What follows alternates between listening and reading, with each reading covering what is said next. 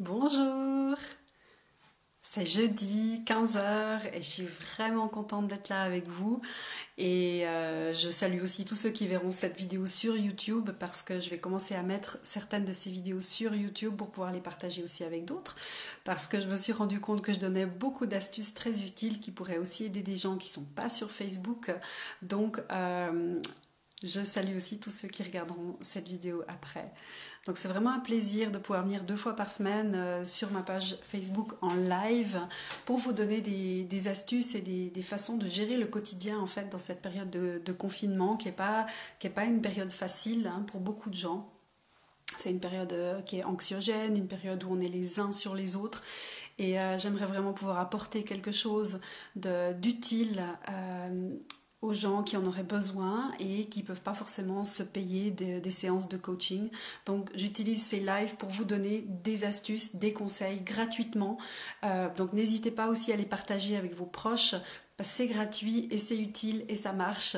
Donc voilà, ça me fait plaisir d'être là avec vous aujourd'hui et de vous partager encore un petit peu aujourd'hui sur les relations. Alors dans cette période de confinement, c'est vrai qu'on est beaucoup les uns sur les autres. Moi, je le vois comme ça, peut-être que vous le voyez différemment, mais on est beaucoup les uns sur les autres. Et puis, c'est vrai que ça fait 6 semaines, 7 semaines qu'on est les uns sur les autres et ça peut des fois donner lieu à des tensions qui avant n'étaient pas là. Ça fait un certain temps maintenant, peut-être qu'on vit confiné avec notre conjoint, notre conjointe, notre partenaire de vie et on n'a pas l'habitude d'être autant ensemble. Et ça peut donner lieu un petit peu à certaines tensions où il y a des choses qui peuvent revenir à la surface qui normalement sont mises sous le tapis.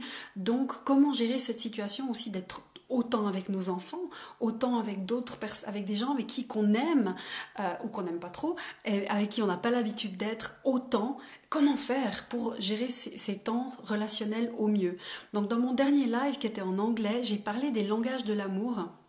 Donc je vais brièvement maintenant ici juste les dire en français, mais vous pouvez aller voir ma vidéo en anglais si vous voulez plus de détails.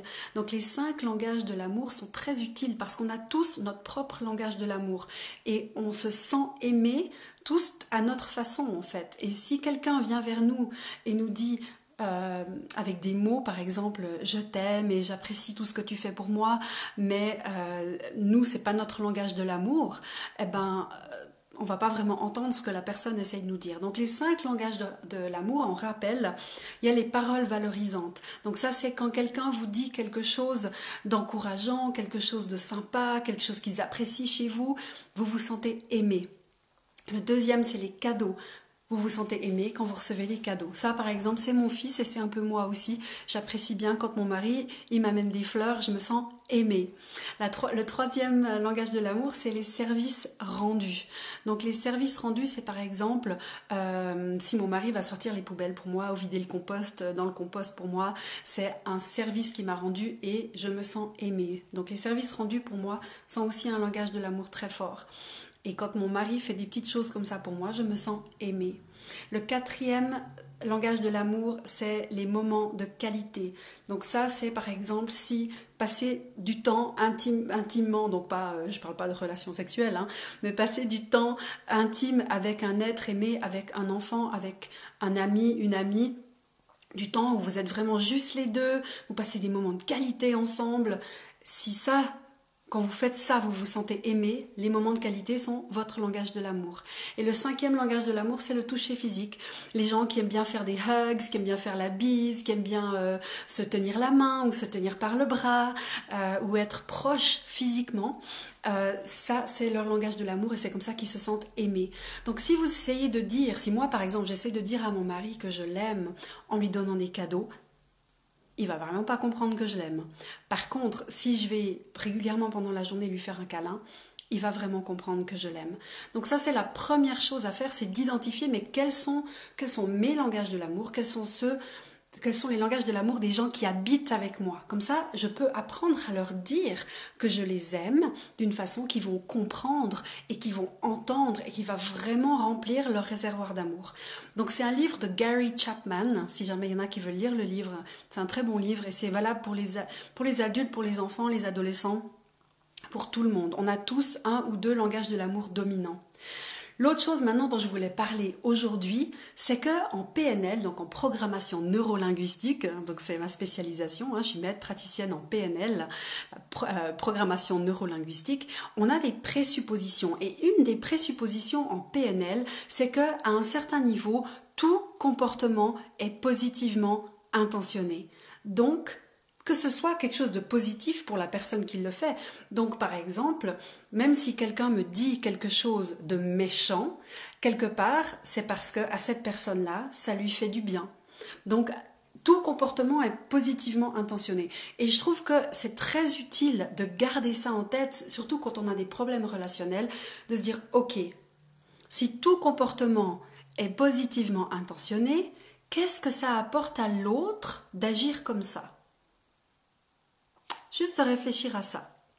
Dire, ok, il y a une intention positive derrière, et quand on se rend compte ce que c'est, ou qu'on pense avoir trouvé ce que c'est, ça aide vraiment la relation, et ça aide à mieux comprendre l'autre.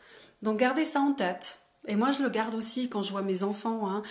Des fois mes enfants font, ils m'écoutent pas, ou ils écoutent pas mon mari. Et au bout d'un moment mon mari va dire, mais pourquoi ils font exprès de ne pas nous écouter?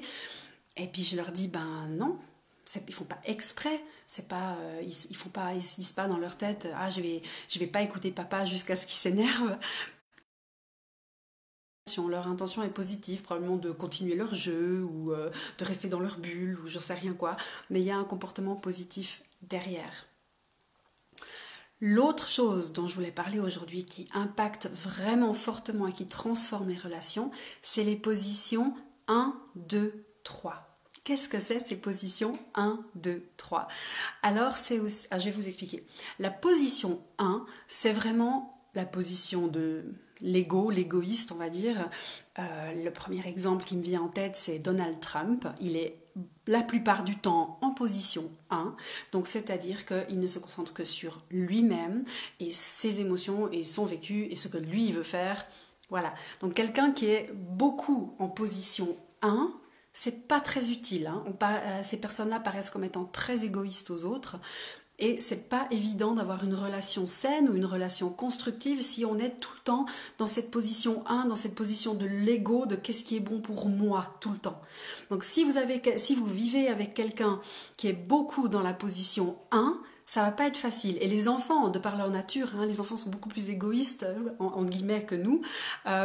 Et donc, ils sont très concentrés, ils sont beaucoup dans la position 1, les enfants. Mais qu'est-ce qui est bon pour moi? Qu'est-ce que je veux moi maintenant? Mais moi maintenant, je veux un goûter. Mais moi maintenant, je veux jouer. Mais moi maintenant... Et nous, en tant qu'adultes, on est beaucoup moins, en général, dans la position 1. Donc la position 1 peut être utile dans certaines circonstances, mais en général, de rester dans la position 1, ça n'aide pas beaucoup les relations.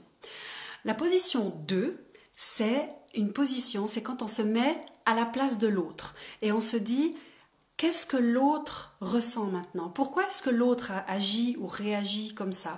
Pourquoi est-ce que l'autre a dit ça? C'est donc de se mettre à la place de l'autre, dans les chaussures de l'autre, pour essayer de comprendre ce qui s'est passé, ou leurs actions, ou leurs comportements, etc. Alors ça aussi, c'est une position qui est très utile dans certaines circonstances. Donc c'est vrai que quand il y a des malentendus ou quand il y a des actes ou des gestes qui sont peut-être des fois mal compris, c'est vraiment utile de se mettre dans la position 2 à la place de l'autre et se dire, mais voilà, qu'est-ce qui s'est passé? Et si je me mettais à sa place, pourquoi est-ce que je pense qu'il s'est comporté comme ça? En revenant à cette présupposition de PNL que tout comportement est positivement intentionné. Mais elle est pratique, elle est utile cette position 2, mais si on reste en position 2 tout le temps, ça veut dire qu'on est très très empathique avec les autres, c'est pas bon pour nous aussi. Pourquoi? Parce qu'on s'oublie. On oublie ce dont nous on a besoin. Et on donne, on se met tout le temps à la place de l'autre, qu'est-ce que l'autre aimerait, qu'est-ce que l'autre pense, et ça nous vide intérieurement. Donc la position 2, elle est très utile, mais pas tout le temps. La position 3, c'est la position de l'observateur. C'est la position de la personne qui est, on va dire, qui est comme une mouche contre le mur, qui observe la situation, très détachée, pas du tout engagée au niveau émotionnel, très analytique. Qu'est-ce qui se passe? Ah oui, je vois qu'il y a un homme et une femme en désaccord. Voilà, je ne sais pas trop ce qui se passe. Très détachée, comme ça. Ça, c'est la position 3. À nouveau, la position 3, elle est très très utile dans certaines situations. Il faut prendre un regard extérieur, se détacher de la situation pour mieux l'analyser et ensuite revenir pour résoudre le conflit ou résoudre ce qui s'est passé. Toutes ces positions ont leur valeur, mais si on reste tout le temps dans une de ces positions, c'est pas bon. Donc c'est intéressant de connaître ces positions et de se dire ok, là maintenant c'est le plus utile que je sois dans quelle position au sein de ma famille. Est-ce que c'est l'ego? Est-ce que c'est moi de me dire ok, moi maintenant j'ai besoin de temps toute seule pour remplir mon réservoir de je sais pas quoi. Hein, ça c'est les gens qui sont introvertis comme moi. Des fois je dois me mettre en position 1 et dire voilà, maman maintenant a besoin de temps seule, mais pas pour toujours. La position 2 est très utile, se mettre à la place de l'autre pour mieux comprendre ce que l'autre a dit ou comment se sent l'autre. Et la position 3, celle de l'observateur, va aussi être très utile dans certaines situations. Donc pour récapituler jusqu'à maintenant, pour transformer vos relations vraiment de façon drastique, vraiment drastique, apprenez à connaître ces 5 langages de l'amour. Donc si vous me rejoignez que maintenant, regardez nouveau le début. Les 5 langages de l'amour et parlez à ceux qui sont dans votre noyau familial, dans votre bulle de confinement. Dites-leur que vous les aimez d'une façon qu'ils vont entendre, qu'ils vont comprendre. Avec les enfants, ça peut être très utile de faire un petit exercice avec eux et de dire voilà, quand est-ce que tu te sens aimé? Est-ce que c'est quand maman joue avec toi? Est-ce que c'est quand maman te dit qu'elle t'aime? Est-ce que c'est quand maman elle t'aide à ranger ta chambre, etc. Pour déterminer un petit peu comment vos enfants, quand est-ce qu'ils se sentent aimés par vous. La deuxième chose, c'est de se rappeler cette présupposition que tout comportement est positivement intentionné, même si c'est au détriment des autres. Même si c'est que pour l'ego, pour celui qui a fait l'acte. Et les 3 positions, la position 1, l'ego, la position 2, se mettre à la place de l'autre, la position 3, être observateur. Ça, vraiment, si vous pouvez mettre ça en pratique, ça va transformer vos relations. Et la dernière chose que je voulais vous partager aujourd'hui, c'est une petite méditation. Une méditation de la compassion. Donc si vous voulez, maintenant vous pouvez fermer les yeux. Si vous êtes à un endroit où vous pouvez fermer les yeux ou si vous n'êtes pas en train de conduire, hein, si vous êtes en sécurité, si vous fermez les yeux ou gardez les yeux ouverts ou regardez la nature autour de vous, c'est comme vous voulez. Et juste laissez votre corps vraiment se détendre là où vous êtes. De sentir votre corps qui est en contact, peut-être avec une chaise, peut-être avec un canapé, un lit, le sol. Et juste laissez votre corps vraiment maintenant se détendre. Et maintenant, prenez une profonde respiration. Et expirez par la bouche.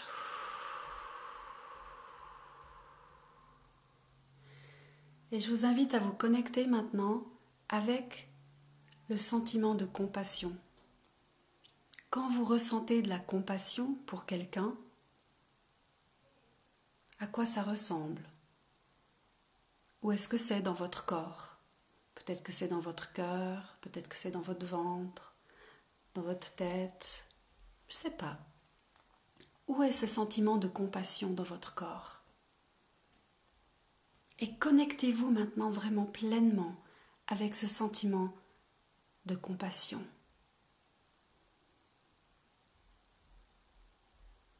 Et si ce sentiment de compassion était une couleur, quelle couleur est-ce que ça serait? Pour moi, la compassion, par exemple, c'est rose. Mais c'est différent pour tout le monde. Et il n'y a pas de juste ou faux. Donc connectez-vous maintenant, pour ceux qui nous rejoignent, on est en train de faire une méditation de la compassion. Connectez-vous maintenant avec ce sentiment de compassion et donnez-lui une couleur.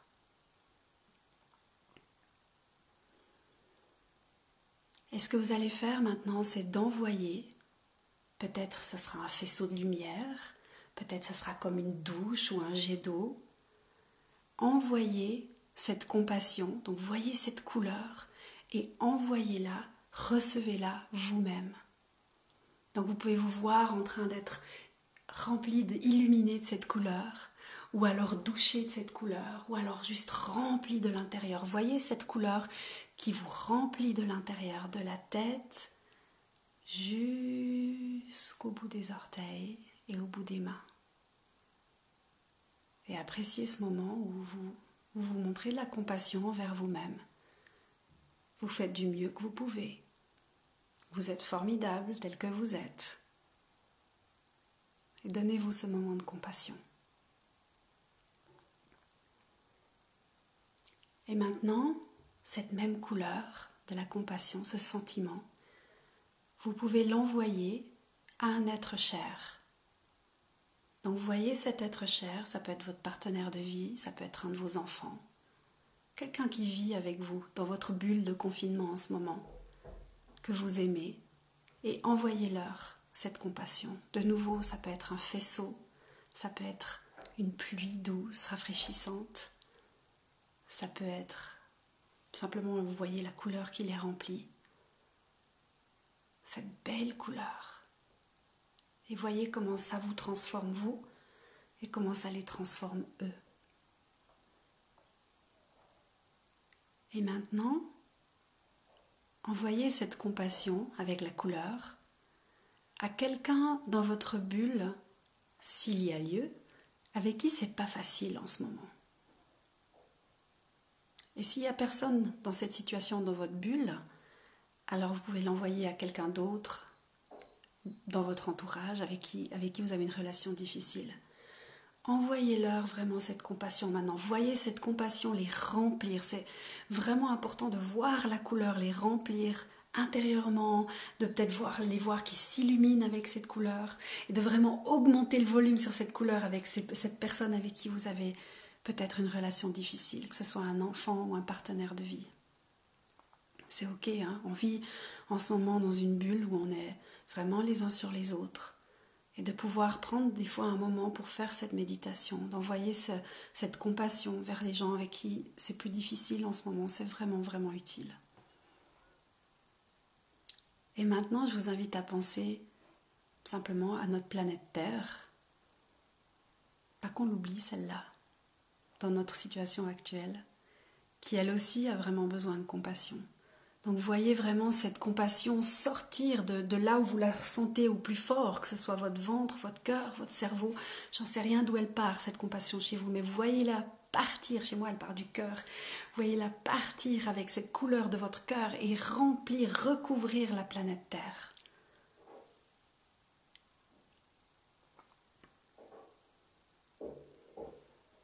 Et quand ça c'est fait, vous pouvez prendre encore une profonde respiration et vraiment encore apprécier cette couleur qui coule dans vos veines, qui vous transforme. Là où vous êtes, détendu maintenant.